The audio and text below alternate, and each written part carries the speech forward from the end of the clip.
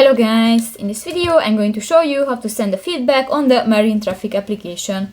But first of all, I just want to mention, please don't forget to subscribe to our channel, because at 100,000 subscribers we are going to show you our YouTube revenue statistics and growth strategy, how to make money online. So let's jump into it. First of all, open the application on your device. So that's the home screen, and you can find different buttons. New, just click to the icon at the upper left corner of the screen, scroll down, and you can find the give us feedback option under the units and time. Click that, and here you can find a questionnaire, and you can add an answer for the question. For example, which app features do you like the most, which new feature, how like you would recommend your app, and you can add different